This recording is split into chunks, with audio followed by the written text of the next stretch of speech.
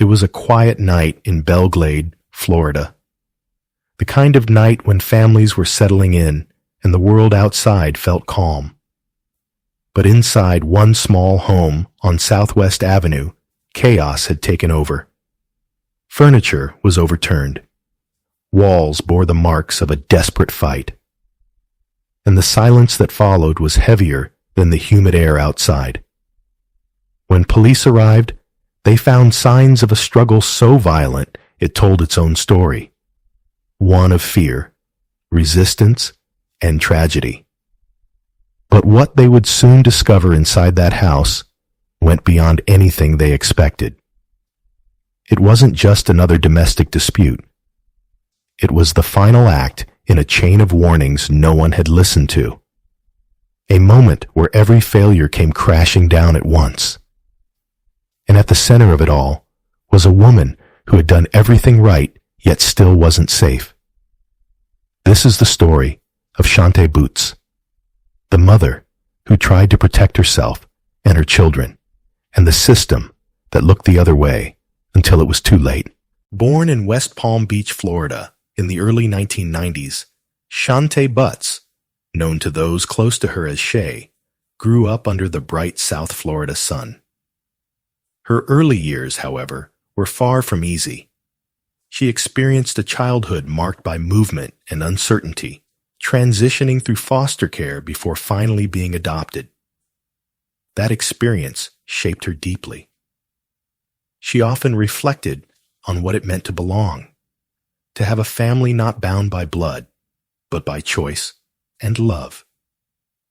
From a young age, Shante dreamed of creating the kind of home she never fully had, one filled with laughter, protection, and stability. When she became a mother, that dream became her mission. Her children were her world. Every decision, every hour she worked, every late night she endured was for them.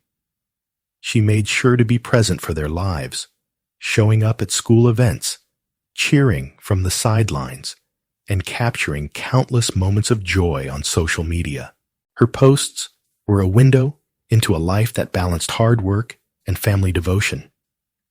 Her eldest son often appeared beside her, embodying a sense of responsibility beyond his years. Together, they represented what she valued most: unity and perseverance. Despite the chaos of everyday life, she always found time for her family. Behind her smile and humor was a woman who worked tirelessly to build something from nothing. Shante juggled multiple jobs, often doing the work of 3 people just to make ends meet.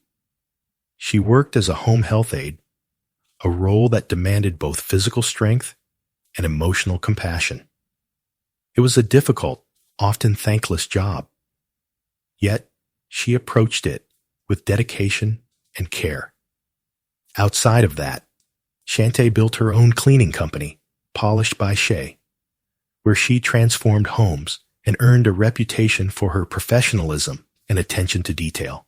She also explored her creative side through 2 core creations, crafting striking floral arrangements that combined flowers, liquor bottles, and cash bouquets. Each design a reflection of her flair and originality.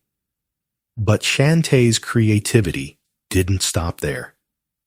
She had a magnetic personality that drew people in, and she began sharing snippets of her life online. Her videos mixed humor with honesty, offering a raw, unfiltered look at the realities of motherhood, relationships, and survival. She called herself a comedian, and her humor often carried the weight of truth.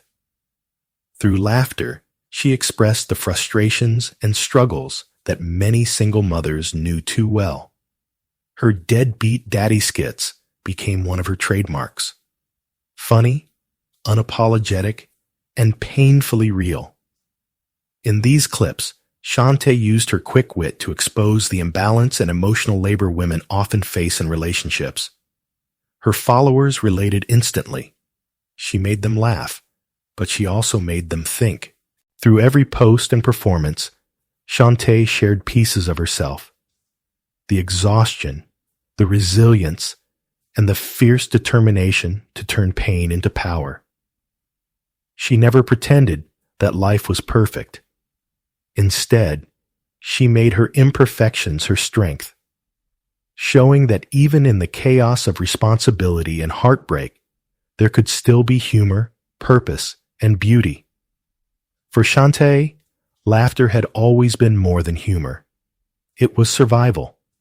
Her skits, her jokes, her quick wit on camera, all of it was her way of processing the chaos of her life while empowering others who saw themselves in her story. But behind the jokes and the hustle, her purpose was clear. She was a mother first. Every extra shift, every sleepless night, every new business venture was for her children. Her drive wasn't about money or recognition. It was about creating the kind of stability she never had growing up. That focus never changed until she met a man who would alter the course of her life forever. His name was Little Mac Williams, a 46-year-old man who at first seemed like someone who could offer companionship and support. He was the father of her youngest children, and for a time part of the family she was trying to build. But the relationship quickly began to crumble. What had started as affection soon became disappointment, frustration, and fear. Shante realized she didn't want that life anymore. She wanted peace, not arguments, not manipulation, and not the exhaustion that came from trying to fix someone who didn't want to change. So, she made a brave decision. She left him. She focused on her kids, her work, and even opened her heart again, believing she could start over. But walking away from Little Mac would not be easy. He wasn't ready to let go, and his refusal would soon turn dangerous. Unbeknownst to Shante, at the beginning, Little M had a long, violent history. His record revealed a pattern of abuse against women, one that stretched back nearly a decade. In 2014, an ex-girlfriend accused him of sexual battery. Police documented visible injuries, swelling, bruises, and a massive hematoma on her forehead. He was charged with multiple felonies, including domestic battery by strangulation and false imprisonment. Yet, despite the severity of the charges, he served only 36 days in jail. The leniency didn't reform him, it emboldened him. By 2018, another woman came forward reporting that Williams was stalking her, showing up at her home uninvited and tampering with her security cameras. He was arrested again, but this time convicted only of trespassing. His punishment, 59 days in jail. By 2023, his violence escalated. During another dispute, he struck a woman in the head with a hard object, sending her to the hospital. Once again, he was arrested. And once again, he spent only 2 days behind bars. Each incident followed the same pattern: violence, arrest, a short sentence, and release. No real accountability, no change. Then came 2024, and Shante became his next target. In July 2024, she called authorities after Williams forced his way into her home. He put her in a chokehold and kicked her repeatedly until she nearly lost consciousness. When she tried to call 911, he ripped the phone from her hands and fled the scene. Deputies caught and arrested him, charging him with domestic battery by strangulation, witness tampering, and other felonies. He pled guilty, but instead of the years in prison his crimes warranted, he was sentenced to only 157 days and given a no-contact order. But what good is a no-contact order if no one enforces it? By October 2024, Shante was calling the police again. Williams was stalking her, calling her nonstop, showing up at her door, and pounding until she was terrified to even be home alone. He was arrested again for violating the order, but the system failed her once more. In November 2024, he broke into her house, assaulted her, and stole her phone. Prosecutors reduced the charge from felony domestic battery to a misdemeanor. He pleaded guilty and was sentenced to just 66 days in jail. Despite multiple arrests, convictions, and a clear record of escalating violence, Williams remained free. Free to keep stalking, free to keep threatening, free to destroy yet another life. And Shante knew it. She wasn't silent about her fear. She warned authorities. She told friends.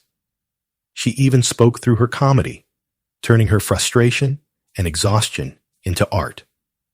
Her viral series, All Deadbeat Daddy, mixed humor with truth, exposing the emotional and physical labor that so many women endure alone. To her followers, it was entertainment, a brutally honest reflection of single motherhood. But to little Mac, it was something else. He saw those videos not as satire, but as an attack. To him, her jokes were defiance, a public display of independence he couldn't control. What no one realized then was that behind every punchline, Shante was also documenting her struggle for survival, and time was running out.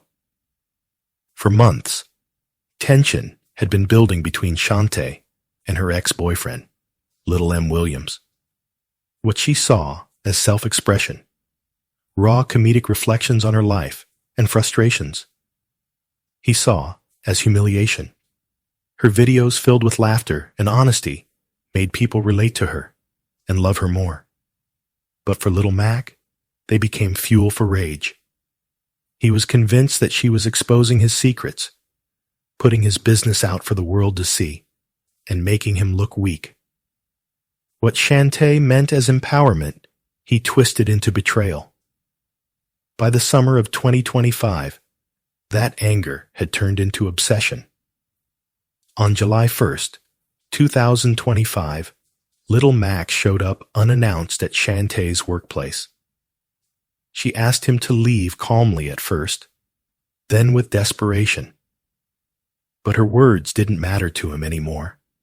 He wasn't listening. What Shante didn't know that day was that this confrontation was only the beginning. The calm before the storm that was about to consume her life. Just 4 days later, on July 5th, deputies were called once again to her home in Belle Glade, Florida. This time, the situation had escalated. Little Mac had shown up outside her house in the middle of the night, pounding on her windows, screaming her name, and taunting her about a missing firearm. Shante was terrified. She told deputies she truly believed he was going to kill her. Those words weren't an exaggeration. They were a warning. That night, she made a choice no woman should ever have to make. She filed another restraining order against him for stalking and harassment. But even with the paperwork in place, she knew it wouldn't stop him. She had seen the pattern too many times before. Later that same night, Shante checked her doorbell camera, and what she saw made her blood run cold. Little Mac was back. The footage showed him pacing outside, tampering with the camera, lurking just feet from her front door. It wasn't harassment anymore. It was a hunt. Panicked, she grabbed her things and fled to a nearby hotel in Cluston, hoping that distance and anonymity might buy her a few hours of peace. But even there, she couldn't shake the fear. She posted online about her situation, sharing how the system had failed to protect her. She had done everything right, called police, filed reports, sought protection. Yet she still felt alone, unseen, and unsafe. Sadly, she was right, because only 6 days later, her nightmare became reality. On the night of July 11th, 2025, At 11:47 p.m., Shante's eldest son dialed 911. His voice trembled as he told the dispatcher that his mother's ex-boyfriend had broken into their home through a window. He said the man was yelling, "Where's your mother?" Moments later, his voice cracked. The line filled with screams, and then silence. When deputies arrived at the home, chaos greeted them. Children were crying, and on her bed, Shante was unresponsive, shot 12 times. Despite efforts to revive her, she was pronounced dead at 11:58 p.m. But the most horrifying part wasn't just the brutality. It was who had to witness it. All 6 of Shante's children were inside the house when the shooting happened. Some ran, some hid. Her eldest tried to shield his younger siblings, watching helplessly as his mother gasped for breath, then fell still. Before pulling the trigger, Little Mac reportedly strangled her. One last act of control from a man who couldn't stand to lose power. Outside, the scene was strangely quiet. There was no standoff, no attempt to flee, no trace of remorse. Deputies found little M. Williams lying in the street, his hands behind his back, waiting to be arrested. The same man who had terrorized Shante for years, who ignored court orders and warnings, now surrendered without a fight. A coward finally caught after destroying the very life he once claimed to love. When questioned, Little Mac denied everything. He claimed ignorance, insisted he never fired a gun, and pretended not to know where the weapon was. But investigators saw the truth written on his skin. Scratches covered his face and body, clear signs of a struggle that ended in tragedy. When investigators pieced together the crime, they realized it hadn't come out of nowhere. Every warning sign had been visible for years. Every threat had been recorded. Every cry for protection filed away. Shante had done everything she could to stay alive.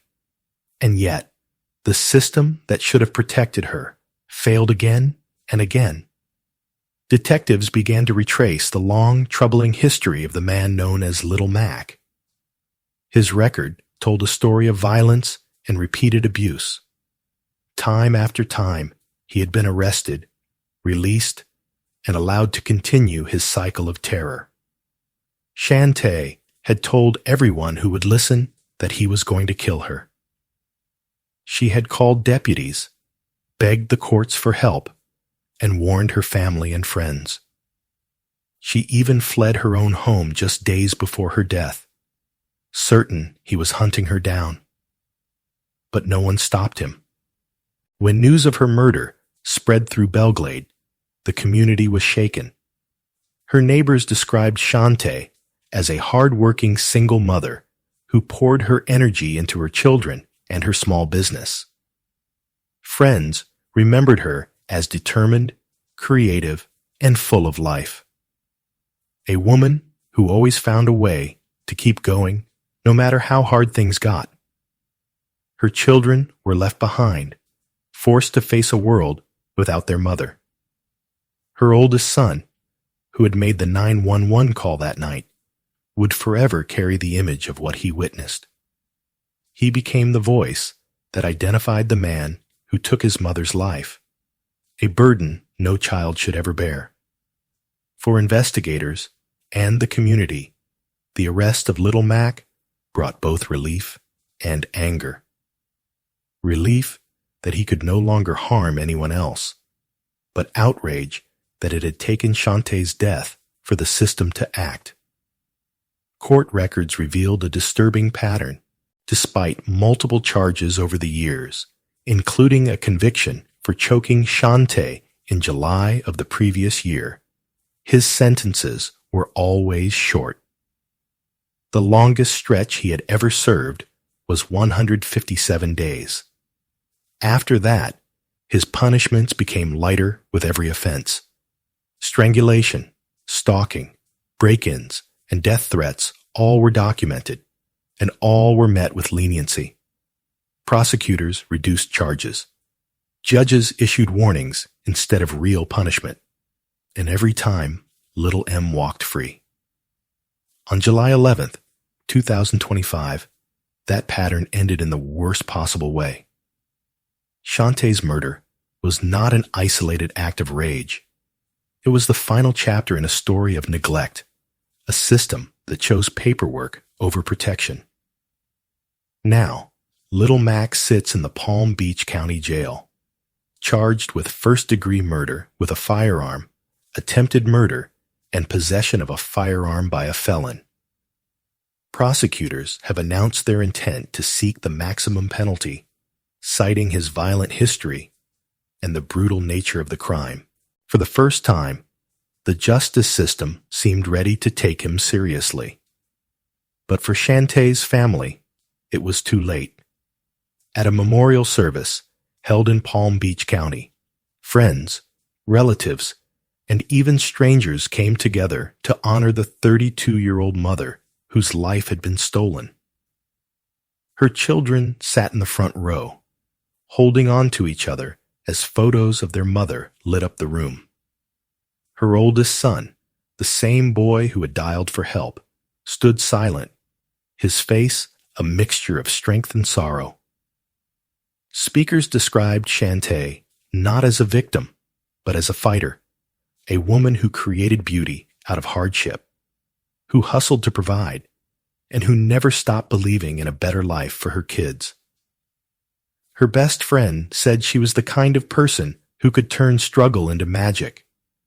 But as candles flickered and people shared memories, anger simmered beneath the grief. Shante's family wanted accountability not only for her killer, but also for the system that had failed her. They called out the prosecutors, judges, and agencies that had ignored the signs, allowing a known abuser to keep walking free. For Belle Glade, this was not just another crime scene. It was a reminder of how domestic violence, when minimized, can end in murder. In the weeks that followed, community members organized vigils and rallies demanding stronger enforcement of restraining orders, harsher sentences for repeat offenders, and more resources for victims trying to escape. Experts pointed out a devastating truth. The most dangerous time for a survivor is when she tries to leave. That is when the threats turn deadly. Shante's death fit a national pattern, one in which women are told to document abuse, call the police, and get protection orders only to find those protections mean little when enforcement is weak. Across the country, media outlets picked up her story. Advocates highlighted how Shante had done everything right. She filed reports. She left her abuser. She spoke up. And still, the system failed to save her. Strangulation, one of the crimes little Mac had already committed against her, is one of the clearest predictors of future homicide in domestic violence cases. Yet even that had been treated as a minor offense. Her death sparked a call for change. Activists and survivors demanded that domestic violence be treated as the serious, life-threatening crime it truly is. They called for courts to stop reducing felony charges, for law enforcement to take restraining orders seriously, and for communities to provide real protection, not empty promises. Shante should have been safe. She should have been able to raise her children, chase her dreams, and live free from fear. Instead, her life was stolen by a man who should have been behind bars years earlier. But her story did not end with her death. It lives on through the people fighting to make sure no other woman suffers the same fate. In her name, advocates continue to push for reform, to hold authorities accountable, and to remind the world that domestic violence is not a private matter. It's a public crisis. Shante's legacy is one of resilience, love, and courage. She did everything she could to survive. Now her community is doing everything it can to make sure her struggle was not in vain. Rest in power, Shante Butts. Thanks for watching, guys. If you enjoyed this video, please like and share it. Don't forget to subscribe to the channel and press the bell icon so you can be the first to hear about such real-life stories.